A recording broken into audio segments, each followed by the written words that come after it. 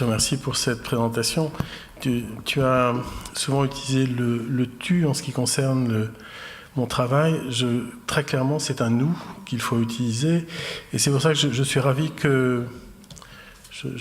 qu'on soit là tous les deux aujourd'hui et que vous nous ayez invités tous les deux. Parce que tout ce que je vais vous montrer aujourd'hui, c'est très clairement du nous. La rencontre avec Alain Bornarel, donc un ingénieur centralien, fondateur de Tribu, qui je pense restera la référence et pionnière en matière de développement durable lié au bâtiment et à l'urbanisme en France, et urbaniste aussi, ce qui n'est pas rien, parce qu'il n'a pas juste un regard de thermicien sur la question du bâtiment, ce qu'il maîtrise aussi, mais pas uniquement. Et aussi avec un discours politique, ce qui change beaucoup la relation que l'on peut avoir à l'établissement humain, puisque le travail que l'on fait, c'est évidemment autour de l'établissement humain. Oui, je connais Bernard depuis longtemps. Et je connais Alain, mais voilà, c'est normal que le lapsus arrive, parce que je suis vraiment avec deux amis de longue date aujourd'hui, et ce qui m'émeut, du coup je me trompe. Je connais Alain depuis 1997, et depuis 1997, nous avons toujours un projet en commun. Alain est à la retraite, ça ne change rien, il a toujours un projet en commun avec moi, puisque je ne laisse pas la retraite. On travaille en ce moment à Bordeaux sur des logements, dans un dispositif extrêmement participatif, quasiment rare pour le niveau de participation auquel on est arrivé, et on travaille sur des logements sans aucune ventilation mécanique et d'autres logements, et je parle bien de logements collectifs, sans chauffage. Donc les aventures se poursuivent et elles sont loin d'être terminées, et c'est aussi pour ça que finalement la retraite c'est impossible quoi, pour ce petit monsieur-là qui est à côté de moi. Enfin bref, on ne peut pas arrêter. Donc voilà, tous les projets ici c'est essentiellement du nous. L'interdépendance des milieux que l'on voulait aborder et qu'on n'abordera pas comme le sujet central, mais finalement comme une façon d'élargir les présentations. L'interdépendance des milieux, c'est bien pour montrer que l'architecture n'est pas autonome, que sa relation au territoire et à l'urbanisme sont essentielles, y compris pour des enjeux environnementaux, bien sûr pour des enjeux d'urbanisme et de vie de tous les jours, mais aussi pour des enjeux plus techniques. On a certainement préparé tous les deux une présentation au-delà du temps qui nous est imparti. Donc on va essayer de respecter le temps, puisqu'on va continuer à parler tout à l'heure. Après cette présentation-là, trois projets d'architecture, 3 projets urbains, qui sont tous liés au patrimoine, puisque c'est bien l'enjeu de la réunion d'aujourd'hui. Le musée de Mayenne, qui est, j'espère, pas un mauvais souvenir pour tout le monde, mais puisque je ne le fais pas parce que Bernard est là, mais c'est la rare fois où nous avons été l'un contre l'autre, Bernard, je pense. Ouais, c'est ça. Mais ça a été l'occasion... alors, voilà. Donc en fait, les projets que l'on va vous montrer sont ceux-là. Le musée de Mayenne, un travail sur le Grand Palais qui n'est pas lauréat du Grand Palais, et puis un projet sur la réhabilitation d'une étable transformée en logement, donc on passe du très grand au très petit, avec les mêmes ambitions, et puis un projet à Nouméa pour la réhabilitation d'une usine de nickel, qui est la grande usine de nickel de la Calédonie, le fort d'Aubervilliers et Montreuil. Voilà ce qui est prévu. Si on n'y arrive pas, c'est pas grave, je pense que ça nous laissera le temps de parler d'autres choses. Donc le musée de Mayenne est dans le château de Mayenne. Ah oui. Je ne sais pas si le monsieur qui est là-haut à la technique peut nous rendre juste un petit service. Ce qui est affiché ici n'est pas ce qui est affiché là-haut. Et si vous pouviez juste réparer ça, ce serait très bien. Donc le musée archéologique du château de Mayenne est un musée qui s'est fait autour du château, qui est la pièce archéologique majeure du château, puisqu'il y a les vestiges carolingiens les plus importants d'Europe. Un des enjeux du projet était d'autoriser la possibilité d'une extension et que cette extension puisse être déconstruite dans un contexte où un architecte du patrimoine travaillait sur la réhabilitation du logis principal. Donc l'essentiel du travail qui a été mené est sur l'extension, la partie que vous voyez ici sur la droite, sur une extension, et sur l'aménagement intérieur et sur l'aménagement de la cour. En fait, on a imaginé ce travail-là comme une sorte d'archéologie. C'est-à-dire que la strate que l'on a ajoutée, nous, est une strate de plus, très différente. On le verra après sur des images, ça se voit finalement. Une strate très différente, en bois, de telle manière qu'on puisse la déconstruire. En bois aussi, parce que finalement, c'était une manière qui nous semblait utile pour valoriser l'existant qui est, lui, entièrement en pierre. Et pour ce travail-là, fait avec le bois, on a utilisé une ressource locale qui... Attendez, hop, voilà. C'est juste que... Bref, on va y arriver. Je vous remercie. On va le faire comme ça. On est en Mayenne. Et en Mayenne, il y a une filière bois qui valorise le chêne. Et donc, c'est sans doute... Et c'est depuis le seul bâtiment en chêne que j'ai eu l'occasion de réaliser. Donc chêne en structure, chêne en menuiserie, vous verrez tout à l'heure. Donc on construit en chêne, pour la filière locale, un bâtiment qu'on peut déconstruire et que l'on vient installer dans le creux. Alors là, j'ai plus la main. Ah si, voilà. Et que l'on vient installer dans le creux du rempart. Juste comme ça, on vient s'appuyer. Vous verrez que cette idée de s'approcher en s'appuyant très légèrement, c'est finalement ce qui va faire tout le projet. Donc voilà la structure, une toiture avec une pente très faible pour ne pas apparaître. Ici, c'est du cuivre. Et une surprotection en cuivre qui, elle, n'est pas en chêne. Parce que notre ingénieur bois, qui s'appelle Gaëtan Jeunesse, s'est souvenu au moment du chantier que la seule manière de ne pas faire de l'électricité, ou en tout cas de produire de l'acidité sur le cuivre, une fois tout ça construit, c'est de mettre un bois qui ne dégage pas, bien sûr, de tanin. Et donc c'est du pin sylvestre, et c'est le cœur du pin sylvestre qui est au-dessus. L'objectif, c'est d'arriver à ça, c'est-à-dire un bâtiment que l'on ne voit pas, sauf un mur qui vient, sans le toucher vraiment, sur le pignon. Ce pignon-là étant le pignon le moins intéressant du musée, puisque c'est le pignon qui a été fait au XIXe siècle. Donc voilà l'expression de ce projet qui est archéologique, puisqu'il rajoute sa propre couche, et la plupart, et au-delà de l'horizontale qu'on avait retenue, la forme est une forme qui est déterminée par l'existant. Et là, en fait, nos pièces de bois s'arrêtent là où l'existant existe. Voilà le travail qui a été fait tout autour en matière d'archéologie pour finalement laisser apparaître un paysage comme celui-là, qui est aujourd'hui le paysage toujours en place. Et donc on entre par la petite porte ici pour découvrir finalement cet espace-là, un bâtiment entièrement recouvert de bois, avec des façades qui peuvent s'ouvrir, mais depuis le début, l'utilisateur n'a jamais eu envie d'ouvrir ces façades finalement. Derrière, c'est entièrement vitré. Donc voilà, cette notion de l'écart entre ce qui existe et ce que l'on ajoute, on le retrouve ici, entre le mur existant et le mur qui nous permet de cacher l'ascenseur. On le retrouve ici dans la façon dont l'aménagement intérieur, donc lambris bois et parquet bois, au-dessus du plâtre, donc le creux arrive aussi, et hop, et on... Enfin bref, l'idée c'est d'avoir ici que des matériaux naturels, puisque en haut on a ces plafonds en plâtre, juste quelques petits LED qui viennent faire des creux à côté de lumière naturelle. Donc tu vois, la petite découverte, c'est qu'il y a un pointeur maintenant. Ah, c'est parfait. Ça, c'est parfait. Donc voilà, on en était là.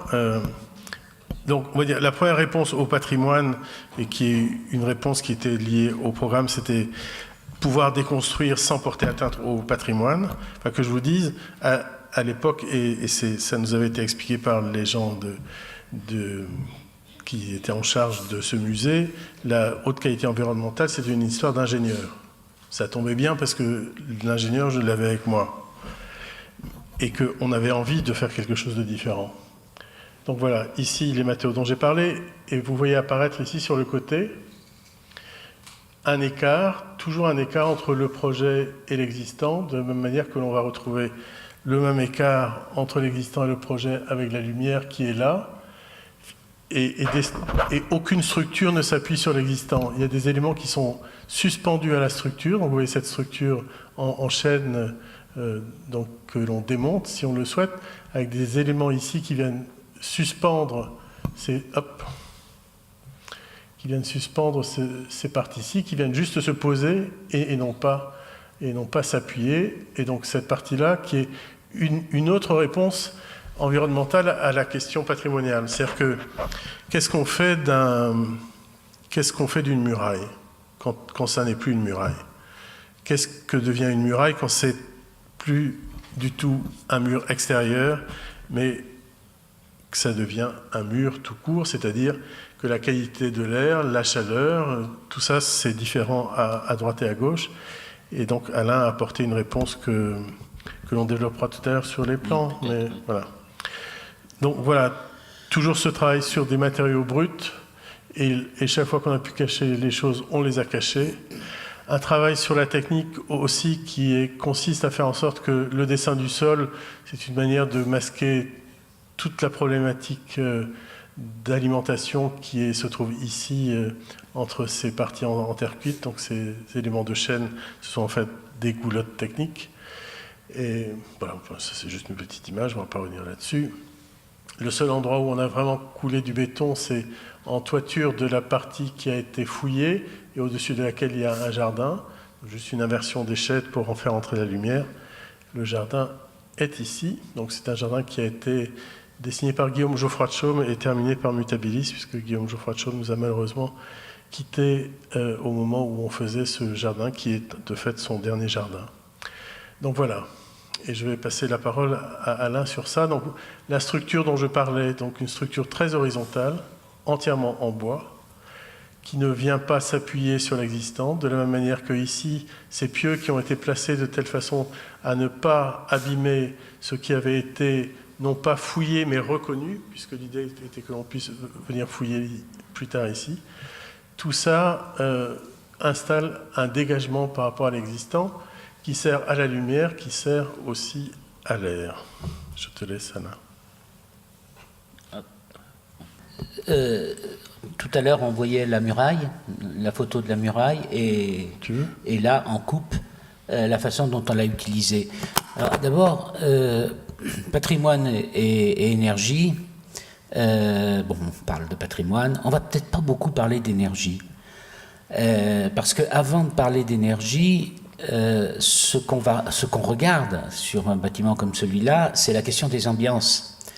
C'est la question des ambiances thermiques, des ambiances lumineuses, sonores, etc. Et l'énergie, elle arrive par là. Hein, c'est-à-dire que l'objectif qu'on se donne, c'est d'assurer la qualité de ces ambiances avec le minimum de consommation énergétique.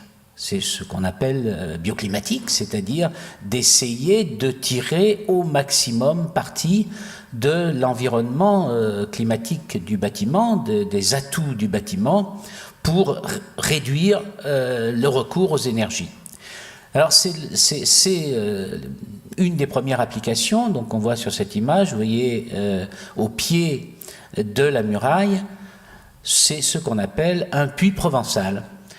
Quand avec Philippe on commence à travailler sur une opération, en général on va sur le terrain, on regarde, etc. Et ensuite on se fait un tour des avantages et des inconvénients, des atouts de chaque opération. Et là, il est évident qu'on avait un énorme atout qui est celui de la muraille, hein, parce que, contrairement à ce qui se passe en Guyane, nous, sous nos climats, il nous faut de l'inertie. Et quoi de mieux comme inertie que ce mur qui fait 1,20 m de mémoire d'épaisseur de pierre. Donc il fallait en tirer parti, et l'idée, ça a été de mettre en place ce puits provençal qui va chercher l'air en amont au-dessous du jardin, en fait, et qui amène l'air depuis le jardin par des tuyaux enterrés jusqu'au pied de cette muraille, et il se promène tout au pied de cette muraille jusqu'au bout.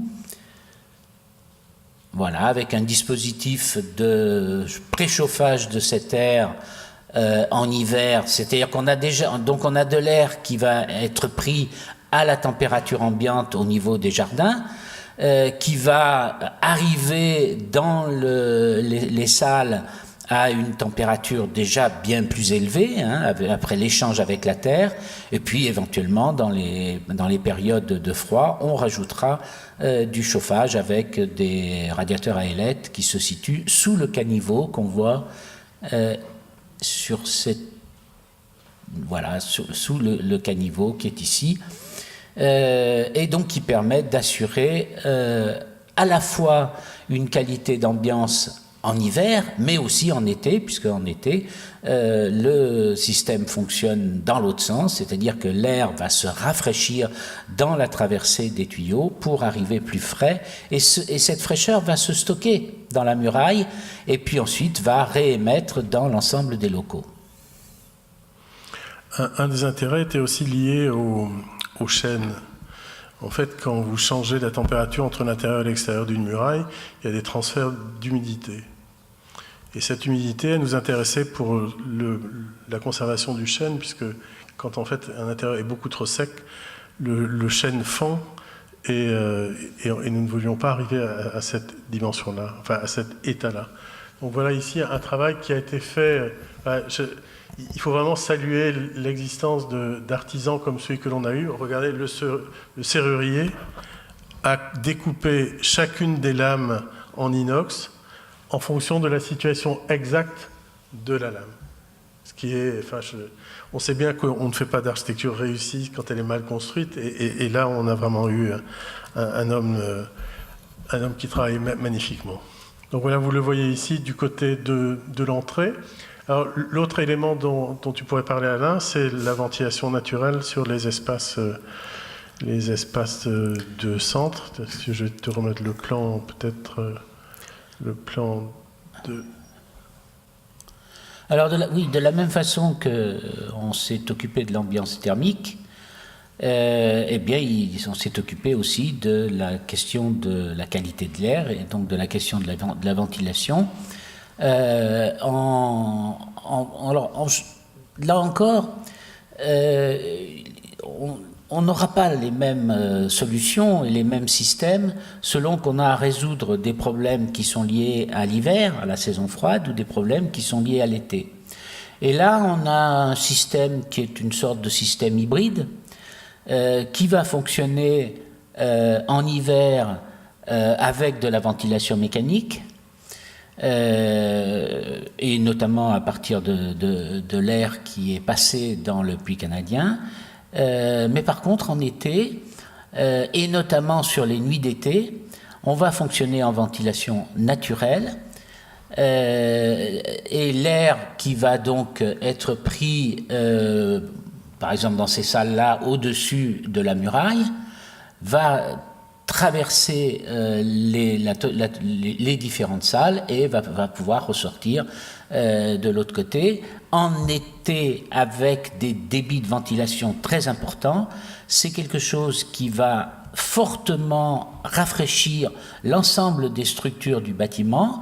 Alors, les façades sont des façades légères sur ce bâtiment-là, mais par contre, les sols et la muraille sont des structures lourdes, donc qui vont se charger de fraîcheur, et c'est cette fraîcheur-là qui va être émise dans la journée et qui va assurer en journée le rafraîchissement naturel de ces locaux. Alors, bien sûr, vous l'avez vu dans les images précédentes, la surtoiture a une vocation esthétique, puisque c'est la surtoiture qui donne cette grande horizontale dans un monde de pierres finalement délinées. Mais cette surtoiture ne sert pas qu'à cette vocation esthétique-là. Elle a une autre vocation thermique. C'est sous nos latitudes, mais aussi sous des latitudes plus sévères, une bonne partie du rayonnement solaire vient sur les toitures. Et donc, si on veut se protéger en été de ce rayonnement solaire, il faut mettre un dispositif qui va permettre d'arrêter les rayons solaires. C'est souvent de l'isolant qu'on va mettre dans la toiture. Et puis, il y a ce dispositif de surtoiture, donc qui est au-dessus de la toiture proprement dite, et qui va avoir un double rôle. Premier rôle, je vais arrêter le rayonnement solaire. Deuxième rôle, je vais créer entre la toiture et cette surtoiture une lame qui va être ventilée et qui va évacuer les surchauffes. Ce que vous voyez apparaître dans le dessin ici, c'est l'espacement nécessaire pour que un corps vienne nettoyer les chéneaux, puisque vous l'avez vu, c'est une toiture très plate avec un certain nombre de chéneaux, il y en a 4. C'est ce que vous voyez ici.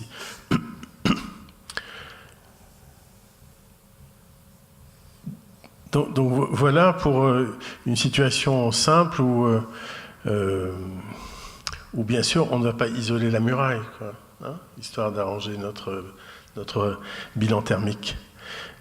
Bien au contraire, il faut s'en servir et s'en servir au mieux. L'air et la lumière sont des outils tellement efficaces l'un avec l'autre. Et juste pour terminer, quelques images de l'extérieur du travail qui a été fait par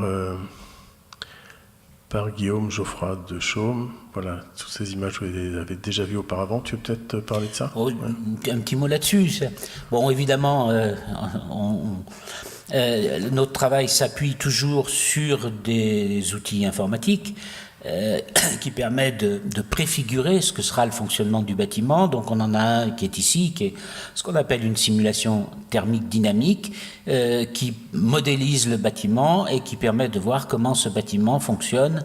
Et on voit bien entre les oscillations de la température extérieure en bleu clair et les oscillations de la température intérieure en bleu foncé, l'effet de l'inertie de cette muraille. Donc vous voyez que sur un bâtiment comme celui-là, qui a finalement, si je prends une paroi de sol inerte et une paroi de façade inerte, lourde, et le reste léger,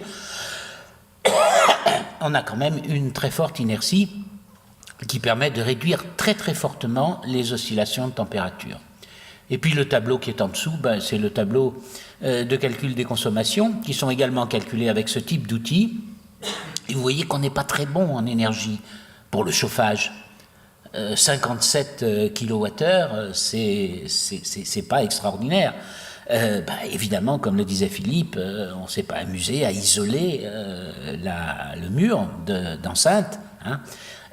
Et même s'il est très épais, ce mur d'enceinte, la pierre n'est pas un isolant, et donc il y a de très fortes déperditions par ce mur d'enceinte, mais c'est la qualité de cette opération-là. Si vous voulez faire un tour à Mayenne, allez-y pendant l'été, vous verrez, il fait très bon à l'intérieur. Et donc il n'y a pas de climatisation, comme vous le voyez, pour le rafraîchissement égal à 0 ici. Donc voilà juste quelques petites images du travail qui a été fait donc, en couverture de la partie fouillée, où un jardin de simple en élévation a été installé pour renvoyer à la dimension médiévale du site. Et pour sortir, il suffit de suivre la façade. Alors, oui, bien sûr. Oui. Alain Bornarel, vous intervenez bien avant que le projet soit formalisé, c'est-à-dire dès le départ, il conditionne le travail sur les espaces et la définition du projet, où en fait il y a une première formalisation des espaces et vous intervenez après pour adapter entre guillemets. Comment ça se passe concrètement? Moi, je crois qu'une des conditions pour arriver à un projet qui soit en même temps de l'architecture et de la qualité sur les questions énergétiques ou environnementales, c'est de prendre toutes les questions le plus en amont possible. Et c'est pour ça qu'on intervient dès le début, Hein, je disais tout à l'heure, on va faire la visite du site ensemble chaque fois que c'est possible. Et après la visite du site, eh ben, on donne chacun nos premières impressions, avec chacun notre point de vue.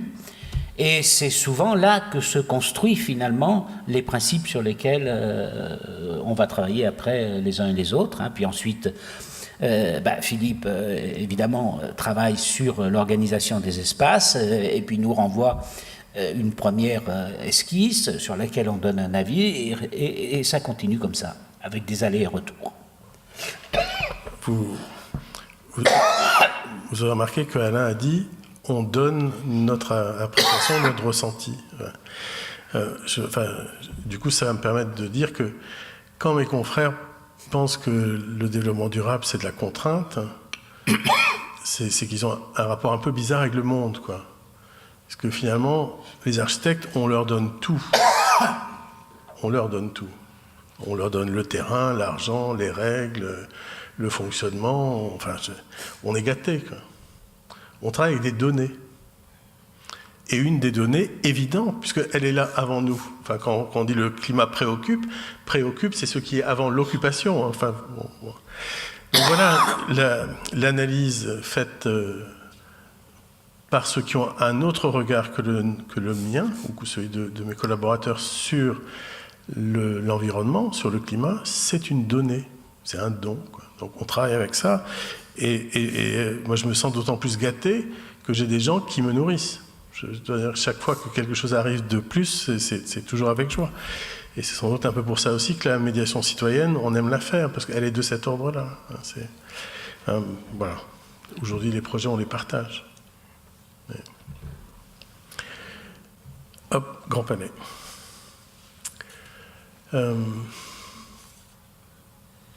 Bon, sur le Grand Palais, moi j'étais parti, enfin c'est quand même l'endroit où Bernard et moi avons fait nos études, donc ça avait été étonnant de revenir au Grand Palais avec le projet de qu'est-ce qu'on en fait, quoi. Et d'autant plus que nous, quand on l'a connu, il était vide, il y avait des bruits, ça résonnait de partout. Enfin, et du coup, cette étendue du Grand Palais est devenue une ambition. C'est lié aussi à une phrase de Peter Hanke que j'apprécie beaucoup. Peter Hanke, dans un petit ouvrage qui s'appelle « Image du recommencement », dit « Maintenir le vide ouvert, ce serait l'art suprême ». Je garde cette phrase de Hanke comme une ambition sur beaucoup de projets et encore plus, bien sûr, sur celui-là. Donc, on a fait un travail qui consiste à enlever tout ce qui encombre le Grand Palais.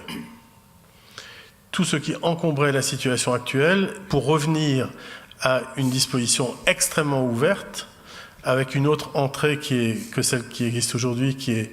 Bon, aujourd'hui, on entre plutôt comme ça, on ne va pas au Palais de la Découverte ici, et quand on entre de ce côté-ci, on ne ressort pas du côté de la Seine. Donc l'objectif a été de faire en sorte que tous ces liens-là se rouvrent et que le bâtiment intermédiaire qui est ici devienne l'endroit où finalement tout se résout.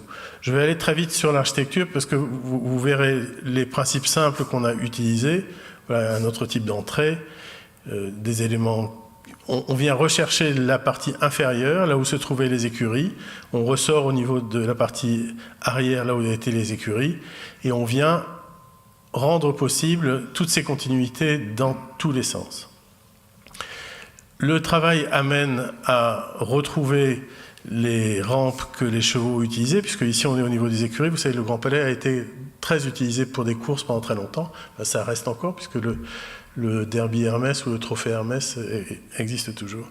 Mais tout ça aujourd'hui a disparu. Essayer de retrouver dans ces espaces-là, alors que ce sont les mêmes, ces grandes rampes. Donc on retrouve tout, on rouvre tout, et rouvrir tout, c'est aussi laisser passer l'air et laisser passer la lumière, parce que finalement, dans la relation à l'espace, parmi les enjeux majeurs qui sont liés à l'environnement, il y a des outils de l'architecture de toujours et de tout temps. Donc voilà, ici, par rapport à l'image précédente, le travail qui a été fait par Rudy Bord sur la signalétique. Donc voilà, les images que je vais vous montrer sont des images de vide. Et l'objectif, c'était ça, comme maintenir le vide ouvert, ce serait l'art suprême. Ici, c'était ouvrir le vide ou réouvrir le vide, ce serait peut-être bien de réussir à le faire. Donc voilà, ici, la centralité, et on va surtout parler du point de vue de l'approche environnementale de la grande nef.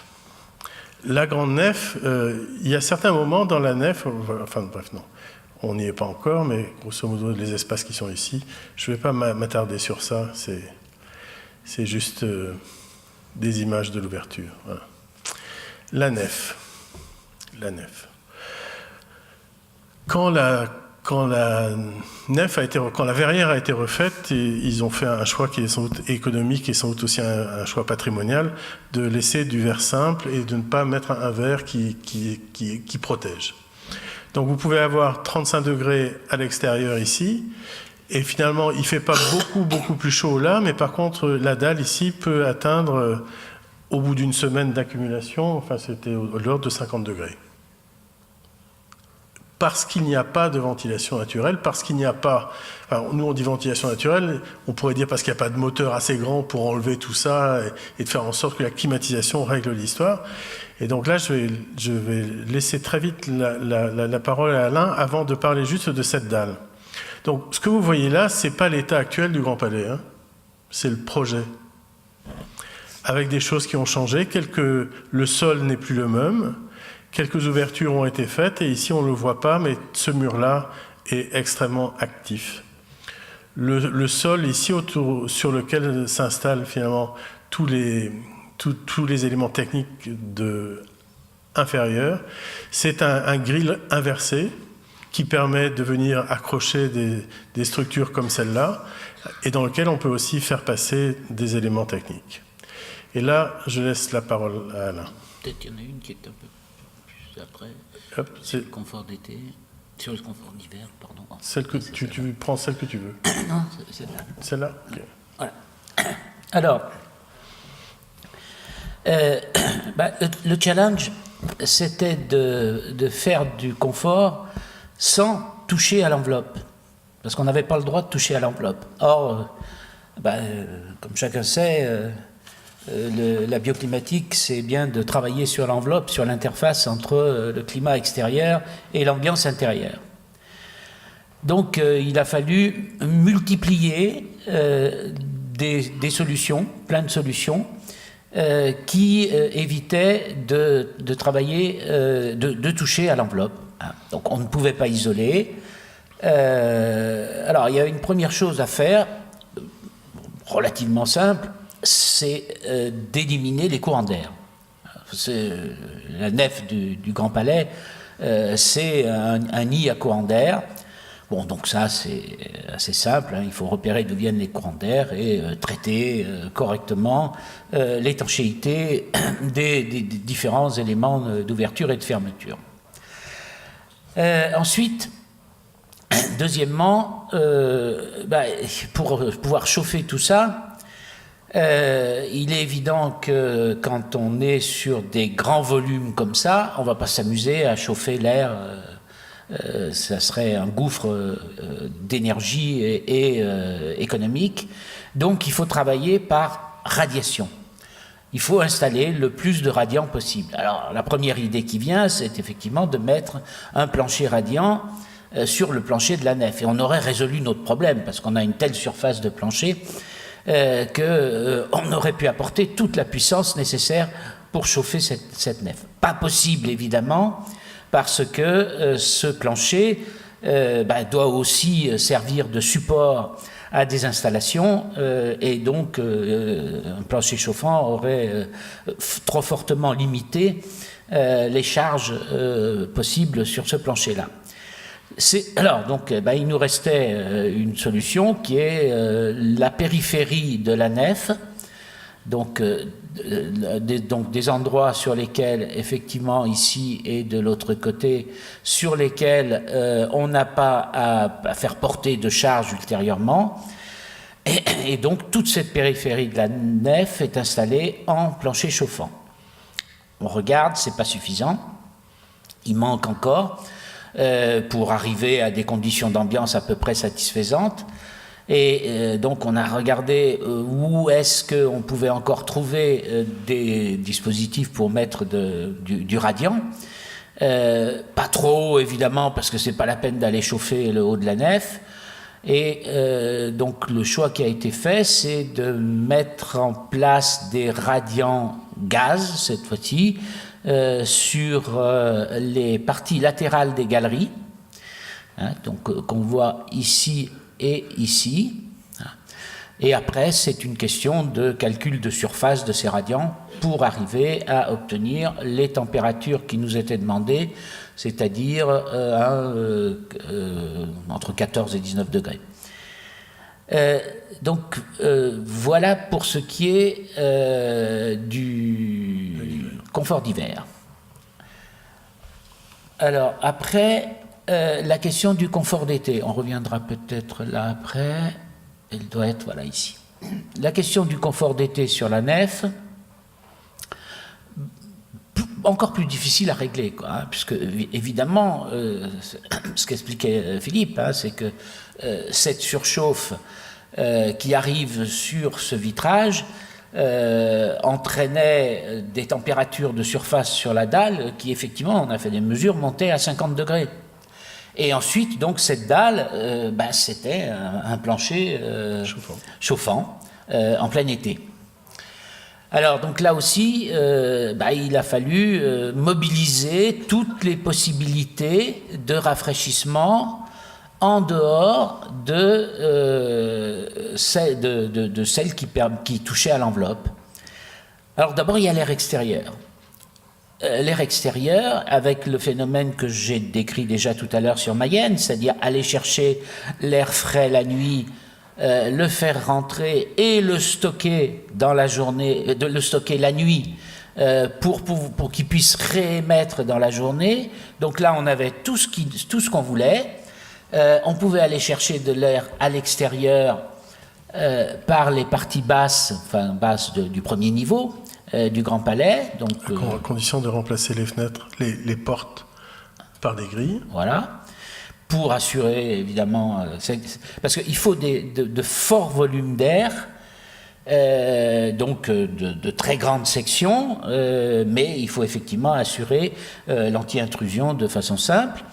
Voilà, donc on va chercher cet air frais, et puis la surface de stockage, on l'avait là, hein, c'est la dalle du Grand Palais, donc ça veut dire qu'il faut que l'air frais vienne lécher cette dalle et va dans la nuit rafraîchir cette dalle et lui permettre de remonter, de passer cette fraîcheur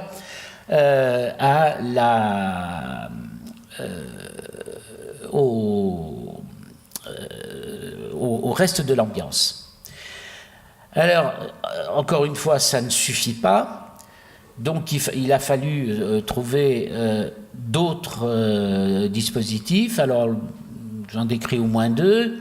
Le premier, qui consiste à souffler de l'air frais par des dispositifs de soufflage qui sont situés dans les galeries à l'emplacement voisin de celui de nos radiants de tout à l'heure. La difficulté, c'était effectivement de trouver des appareils qui soient suffisamment plats et qui puissent s'intégrer dans l'architecture de ces galeries. Et puis ensuite, l'autre dispositif, ça a été d'évacuer au maximum chaque fois que tout l'air surchauffé qu'il pouvait y avoir à l'intérieur de la nef. Donc évidemment, la première chose à laquelle on pense, c'est d'évacuer par en haut, au niveau du sommet de la coupole. C'est avec le tirage thermique ce qui va créer le courant d'air maximum pour évacuer ces surchauffes. Et puis également, on a choisi d'utiliser... Alors, sur les galeries d'exposition latérales de la nef, on a des toitures qui sont des toitures vitrées. Et donc, l'idée, ça a été de créer un tirage artificiel en faisant transiter l'air de la nef à travers ces serres, hein, et c'est le phénomène bien connu de l'air surchauffer, qui accélère le tirage et donc qui va augmenter les débits d'extraction des surchauffes de la nef vers l'extérieur. Voilà les différents dispositifs qui permettaient d'assurer une température à peu près correcte à l'intérieur de la nef. Alors évidemment, on a réfléchi à des systèmes qui permettaient de limiter les apports solaires. Et notamment, on a regardé un peu la possibilité de films ou de choses comme ça sur la coupole, solution qui a été éliminée pour différentes raisons, et notamment parce que ça change automatiquement, très légèrement, mais ça change quand même la qualité de la lumière. En fait, ce mur-là devient une très longue gaine, mais très plate. Et plutôt que d'imaginer des gros systèmes centralisés avec des canalisations qui partent dans tous les coins, et pour pouvoir subdiviser finalement cette grande nef, ce qui arrive très régulièrement, notamment sur ces parties hautes, quand il y a les grands salons ici, il y a encore d'autres activités qui se déroulent latéralement, on a plutôt démultiplié les instruments plutôt que d'avoir une seule grande machine centralisée. Bon, bien sûr, après, il y a tout le travail sur la lumière qui renvoie aux enjeux d'économie d'énergie, de protection solaire, qui renvoie aussi à l'économie d'énergie, puisque du coup, il est moins nécessaire d'utiliser le rafraîchissement. Mais donc voilà, c'est un ensemble qui ici devient un ensemble très particulier, puisque compte tenu de l'échelle de la bête, les solutions traditionnelles ne sont pas, atteignent leurs limites. Le rafraîchissement est lié à la présence de la Seine qui est juste à côté, l'utilisation de l'eau de la Seine qui est déjà utilisée par Climaspace pour son rafraîchissement et était une des sources de froid les plus évidentes. Et est-ce que tu veux évoquer ça ou est-ce que tu l'as déjà fait d'une certaine manière? Voilà. Donc voilà, d'autres éléments qui évoquent ce travail à l'échelle monumentale où les éléments naturels continuent à faire leur office, mais ont vraiment besoin d'être accompagnés. Oui, les images que tu as montrées là, je parlais tout à l'heure de l'utilisation d'outils. Ça, c'est un autre type d'outil qui permet de mesurer la stratification des températures sur toute la hauteur de la nef et donc de bien repérer que les solutions qu'on avait adoptées, que ce soit en hiver ou en été, permettaient d'assurer une qualité d'ambiance dans la zone occupée de la nef sur les 2 mètres, 2,50 mètres au-dessus du plancher. Et donc voilà, on ne va pas rentrer dans tous les détails. On va passer de cette immense salle à 99 mètres carrés. 99 mètres carrés bretons. Donc, une écurie un peu ruinée, avec évidemment des tôles en amiante au-dessus, une seule porte d'entrée, une fenêtre. Et une étable ici, ce petit bâtiment aménagé fait, au bout du compte, 99 mètres carrés. Donc voilà l'étape définitive. Il y a juste un ajout extérieur qui est une terrasse couverte. L'idée était de rester à l'intérieur du volume initial. La porte de l'écurie a été remplacée par une porte, le blanc a été remplacé par le noir, là on verra. Mais donc voilà, on reste dans l'écriture du bâtiment existant. Mais on n'utilise que de la ressource locale pour les matériaux,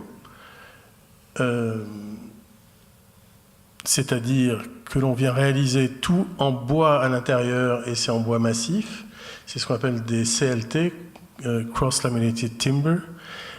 Mais ici, c'est du lamellé cloué qui est produit dans une entreprise qui est à 7 km. Parce que la richesse locale, elle est toujours assez éblouissante.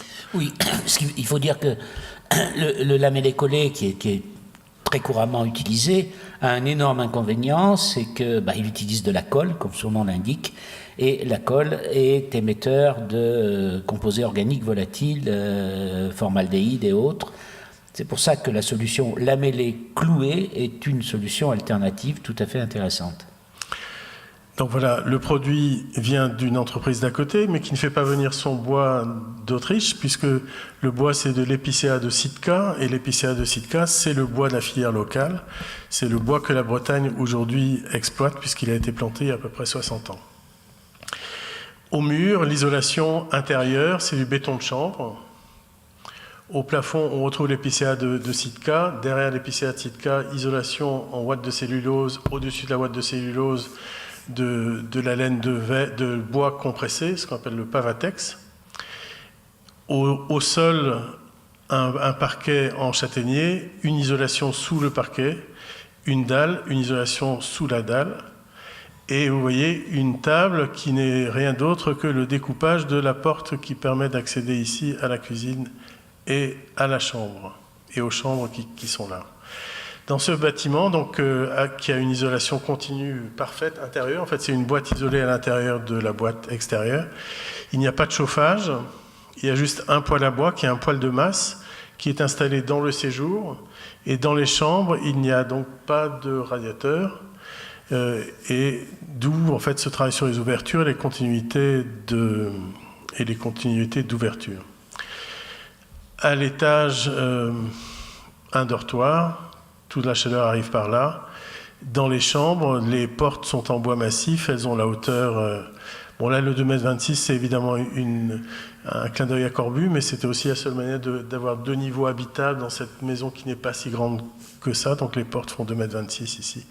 Pas de poignée, pas d'interrupteur, là c'est juste... enfin vous en avez ici, mais...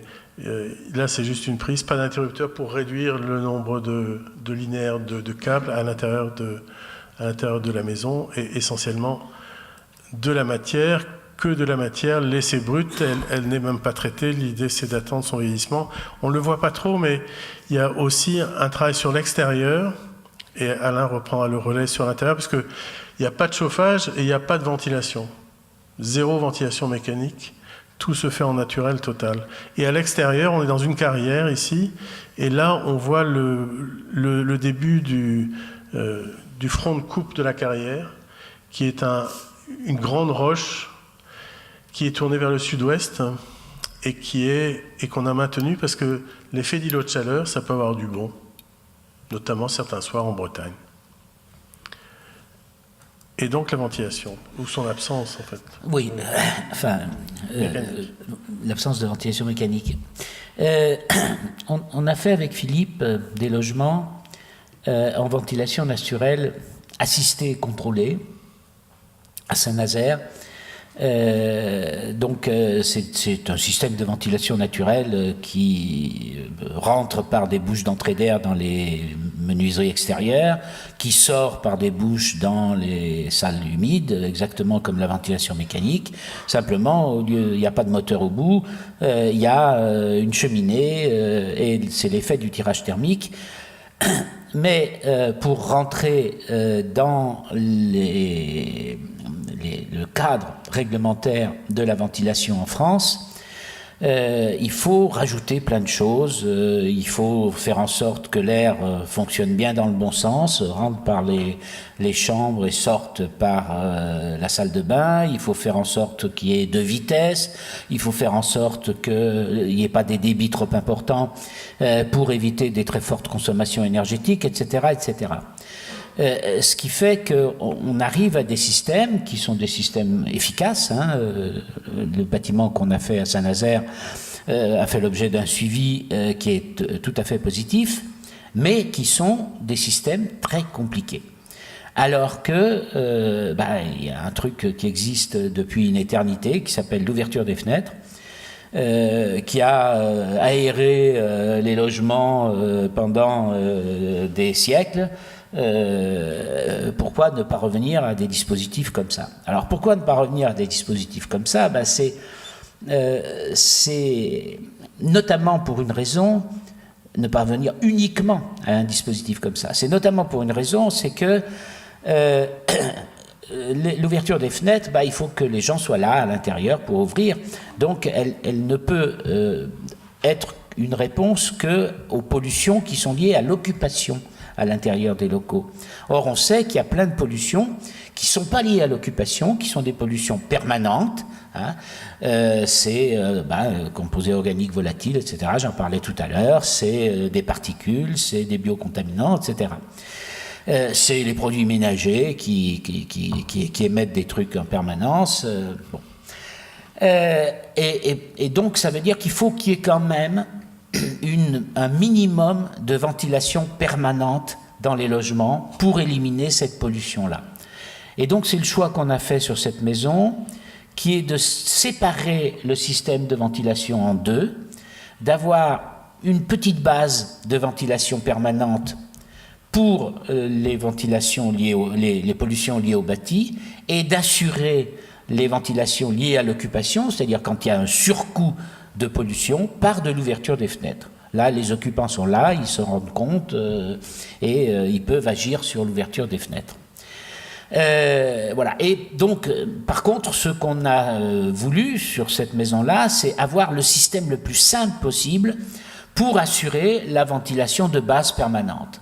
Alors, le système le plus simple possible, c'est de faire rentrer de l'air quelque part, de le faire sortir ailleurs, sans contrôler trop fortement les débits, sans avoir des contrôles trop importants, mécaniques, avec des automates programmables, etc., sur les débits. Donc voilà ce que ça donne ici. Chaque rond, c'est une pièce, vous avez un séjour, une chambre, une deuxième chambre, le dortoir qui est en haut. Donc l'air rentre de l'extérieur vers l'intérieur par des bouches qui sont situées dans les menuiseries extérieures, comme les bouches de ventilation mécanique classique, voilà. Mais ensuite, l'air passe à travers le logement pour aller vers la cuisine, le WC, la salle de bain, qui sont situés en rez-de-chaussée, et avec un conduit cheminée, va sortir sur l'extérieur. Voilà. Alors là, avec une possibilité de régler à la main, quand on estime que les débits sont trop importants, de régler les débits d'extraction. Et puis même chose en haut au dortoir. Le dortoir, donc là, un petit peu plus important comme entrée d'air, puisqu'il y a plus de personnes qui sont là-dedans, et ensuite l'air sort, là encore, rentre d'un côté et sort d'un autre côté. Donc un système simple, transparent. Les occupants n'ont pas à s'en occuper. Il fonctionne tout seul en fonction de... Alors, il fonctionnera plus ou moins bien en fonction des vents, plus ou moins bien en fonction de la température extérieure, mais le système fonctionne tout seul. Alors, il fallait être d'autant plus précis sur ce système de ventilation que, comme le dit Philippe tout à l'heure, il n'y a pas de système de chauffage. Donc c'est l'air qui va transférer la chaleur d'une pièce à l'autre. Voilà, et donc ces deux figures montrent bien un petit peu comment les choses peuvent fonctionner. Quand on a des vents pas trop forts, plutôt fort, pardon, ça va fonctionner en ventilation traversante, où l'air rentre d'un côté, sort de l'autre côté. Quand les vents sont plus faibles, on a prévu un petit bout de fenestron tout en haut sous le faîtage, et donc qui va rajouter du tirage thermique et accélérer du coup les débits de ventilation. Et puis la figure que vous avez à droite est ni plus ni moins qu'une coupe qui représente ce que j'ai expliqué tout à l'heure. Et puis vous avez vu tout à l'heure sur quelques images des orifices à l'intérieur de la cloison du séjour, qui sont des orifices qui font correspondre, voilà, ici, qui font correspondre le séjour avec l'espace qui est derrière, qui est celui du dortoir, et donc qui vont faciliter l'air chaud, le passage de l'air chaud vers le dortoir pour assurer le chauffage de ce dortoir. En fait, on l'a déjà évoqué, mais c'est encore plus évident ici. Enfin, dès qu'on fait du logement, la lumière et l'air, c'est la même chose. Et si vous voulez pouvoir faire de la ventilation naturelle, commencez par mettre, enfin je parle aux architectes du coup, commencez par mettre des fenêtres dans vos salles de bain de logement collectif, quoi. Arrêtez d'envoyer les gens le matin dans un placard pour se faire beau, alors que ce serait quand même possible d'avoir une fenêtre qu'on ouvre. Donc, s'intéresser à la santé, s'intéresser à la lumière, évidemment depuis toujours, mais s'intéresser à la santé et au mouvement de l'air, ça fait de l'espace. Cette maison est constamment éclairée. Elle n'est jamais dans l'ombre, et y compris dans des pièces comme celle-ci qui sont confrontées au bâtiment qui est juste à côté. Il y a des arrivées de lumière en partie haute qui sont aussi des arrivées d'air. Donc l'air et la lumière tournent en permanence. On est en lumière naturelle, ouais, là. Voilà, on est en lumière naturelle. Ce que vous voyez ici, c'est pas un néon qui a été allumé. Et donc cette espèce de douceur liée aux matériaux biosourcés qui sont présents partout, puisque l'enduit sur le béton de chanvre, c'est de la chaux et du chanvre, et le bois qui est laissé brut, et cette lumière qui tourne en permanence autour de la maison, eh bien, donne un endroit très apaisé. Il n'y a pas de bruit de moteur. La seule chose qui pourrait être un bruit, c'est celui du frigidaire, parce que les espaces sont ouverts, donc celui-là aussi, il ne fait pas de bruit, c'est juste un choix. Mais en tout cas, pas de VMC, évidemment.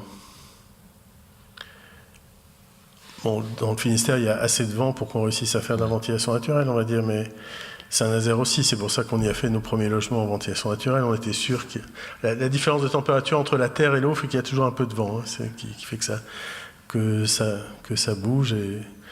Et donc, voilà, bref, c'est les petits éléments qui servent à Alain à assurer notre travail. Je profite de ça pour dire qu'on a pendant longtemps réfléchi à la bioclimatique par rapport au soleil. C'était tout à fait vrai quand les problèmes qu'on a à résoudre sont des problèmes d'hiver. Effectivement, le soleil couvre une partie des consommations de chauffage. De plus en plus, on va avoir des problèmes d'été. Vous avez tous entendu parler de ce truc qu'on appelle le changement climatique. Les problèmes d'été, c'est le soleil, il faut s'en protéger, mais le moteur du rafraîchissement, c'est le vent. Et ça veut dire qu'on est en train de passer petit à petit, je pense, d'une bioclimatique du soleil à une bioclimatique du vent. Et c'est pour ça que les études de vent en amont des projets sont aussi importantes. Hein. Vous avez vu là, on a fait défiler un certain nombre de roses des vents mois par mois, parce que les systèmes de vent sont évidemment pas les mêmes chaque mois, pour que les solutions qu'on va trouver puissent répondre à tous les besoins en fonction de la saison. Et quand on a décidé de ne pas faire de chauffage, bon, on n'oublie quand même pas qu'on est en Bretagne, où le taux d'humidité dans l'air reste, malgré l'évolution climatique, encore un peu élevé, dans une vallée à côté d'un étang, donc il y a de l'humidité dans l'air, on va dire. Si ici, il n'y a pas de renouvellement d'air, l'intérieur est couvert de moisissures. Donc l'enjeu ici est en permanence, même quand le bâtiment n'est pas utilisé, puisque ce bâtiment n'est pas d'une utilisation quotidienne. Donc voilà pour la partie archi. Est-ce que vous voulez qu'on s'arrête à la partie archi ou... Il nous reste 10 petits... Alors, il reste 10 petites minutes, on va juste vous montrer une chose. Oui, on va juste vous montrer une chose exceptionnelle qui ne s'est pas faite non plus, donc c'est... Là, pour le coup, on va aux antipodes, puisqu'on va en Nouvelle-Calédonie. La Nouvelle-Calédonie est une de nos terres parmi les plus riches, puisque le nickel, qui est produit un peu partout, apporte une richesse de fond à la Calédonie. À la fois une richesse et aussi une certaine pollution, parce que cette usine, elle est à 2 pas de Nouméa, très souvent, quand ils font une coulée de nickel, le lendemain matin, les voitures, vous faites ça, elles sont jaunes, le blanc est en dessous, tellement la pollution est importante. Et il y a de très nombreuses maladies liées à la pollution à Nouméa qui viennent de cette usine. Là, la question qui nous a été posée il y a maintenant quelques années, c'était 2003, je crois, à peu près 2004, l'usine va s'arrêter. Elle doit s'arrêter pour des raisons qui sont liées à sa situation et à son vieillissement. Et l'enjeu patrimonial existait. Que va-t-on faire de ce patrimoine industriel qui va continuer à fonctionner, mais au moment où il s'arrête, il faut qu'on ait prévu finalement sa reconversion, ou en tout cas son évolution. Et il y avait un enjeu énergétique important. Je ne vais pas rentrer dans le détail de tout, parce que on va parler, on va dire, d'écologie au sens large, mais venir très vite à une proposition énergétique que l'on a faite. Parce que vous voyez, ce qui est là, eh ben, c'est le choix qu'ils venaient de faire, de changer leur chaudière à fioul par une centrale au charbon. C'est quand même un joli choix, celui-là. Hein. Et donc là, vous avez le stock de charbon. Vous imaginez tout ça pour venir faire couler ici quelques tonnes de nickel. Mais enfin, c'est tellement puissant que ça ne nourrit pas que l'usine, ça nourrit aussi un peu l'île. Donc bref, il fallait réagir aussi sur ça. Une des premières choses, c'est l'usine est ici. Toutes les scories de l'usine ont fabriqué ces îles qui sont là. Et ce que vous voyez ici, c'était déjà notre projet qui consistait à proposer de faire un archipel plutôt qu'une continuité, de telle façon que la rivière qui est ici et qui est aujourd'hui un endroit extrêmement pollué se mette à être à nouveau sensible aux marées et aux courants qui traverseraient cet archipel. Donc voilà, première réponse, on va dire, environnementale au sens de la qualité, entre guillemets, naturelle des lieux, puisque le lagon de la Nouvelle-Calédonie est retenu au titre du patrimoine mondial de l'humanité. Voilà.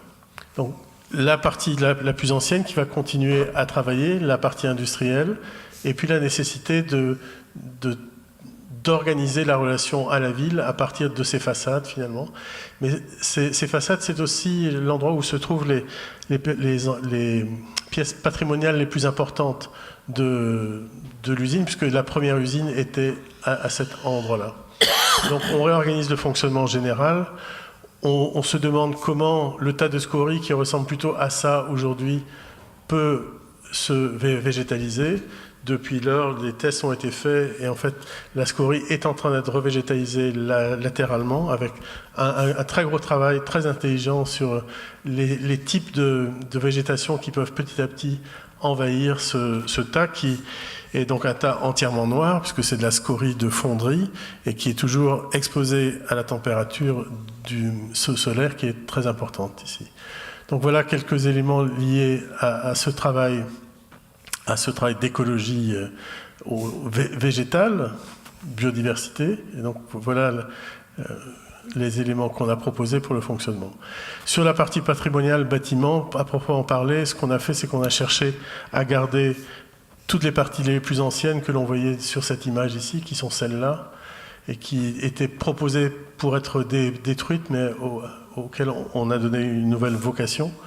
Ouais, je ne vais pas rentrer dans ce détail-là, mais grosso modo, rendre aussi patrimoniaux les quais, puisqu'ils sont là depuis très longtemps, et des parties anciennes qui viennent s'installer finalement dans une logique un peu plus contemporaine. Bon, je ne vais pas rentrer dans ce détail-là, mais voilà quelques éléments qui montrent comment on simplement une ligne qui fait façade de l'autre côté du bassin réussit à redonner de la vitalité à des parties anciennes.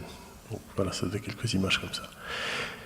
L'objectif, c'était bien sûr de faire en sorte que la réponse soit culturelle et réponde à l'histoire des Calédoniens.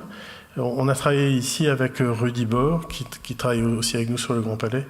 Et donc Rudy s'est intéressé à la fois à la question de la signalétique, mais aussi à une dimension énergétique qui était celle de la visite, puisque finalement, qu'est-ce que l'on allait faire sur ce site-là une fois qu'il ne serait plus en activité? Il fallait bien qu'on le visite et travailler et faire la visite à partir de bateaux, plutôt des bateaux électriques ou des chenillettes aussi qui pouvaient aller sur l'ensemble du site, était une des réponses à apporter.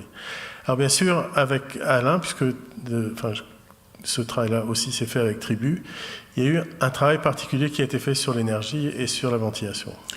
Oui, les plus grosses consommations d'énergie, là on n'est pas sur du logement, on est sur des bâtiments, plutôt des bâtiments tertiaires. Les plus grosses consommations d'énergie sont les consommations pour la climatisation. Hein, et on retombe dans la problématique vue tout à l'heure sur la Guyane. Si on peut se passer de climatisation, c'est une énorme économie qui est faite. Voilà, donc ça a été toute une réflexion sur l'utilisation des vents, des alizés notamment, soit directement pour faire du traversant, soit indirectement les alizés actionnant des ventilateurs statiques sous l'effet du vent, et donc de ce fait créant la dépression qui permet de ventiler. Alors attention, sachant que il suffit pas de ventiler pour évacuer quelques pollutions ou quelques surchauffes. Hein. La ventilation dans ces climats-là, elle a principalement comme rôle d'assurer le confort par la transpiration, par l'évapotranspiration. Hein, c'est l'air sur la peau qui, en accélérant la transpiration, crée la fraîcheur qui amène à un confort suffisant. Donc ça veut dire qu'il faut des vitesses d'air très importantes, donc des expositions au vent très importantes, mais aussi il faut aussi donc pouvoir les contrôler parce que des efforts, des vitesses d'air trop importantes peuvent aussi créer des inconforts. Voilà, donc c'est toute cette réflexion-là qu'il y a eu là. Et puis l'autre réflexion, c'est ce qu'on voit là-bas au fond, ici, voilà.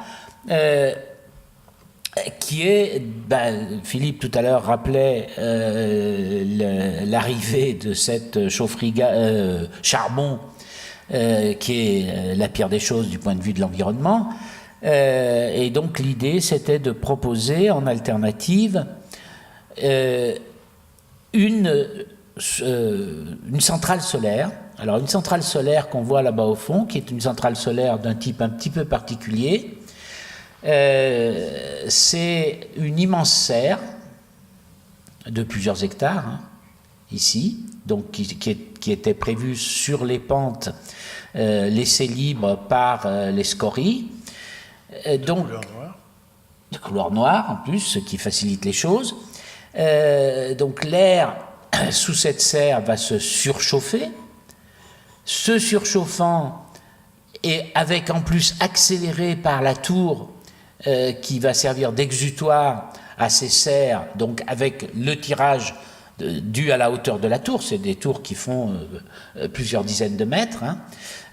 Donc l'air va rentrer ici avec des vitesses très importantes, il ne reste plus qu'à mettre des turbines au pied de cette tour, et on produit l'électricité nécessaire. Voilà, donc ça c'était la solution alternative. Il y a des installations comme ça qui fonctionnent, notamment en Espagne, en Australie. Donc c'était pas juste alternatif, c'était efficace. Juste du soleil, une terre bien noire, un peu de vent et du tirage thermique. Donc voilà, on pourrait s'arrêter sur cette image plutôt réjouissante et se parler si vous voulez.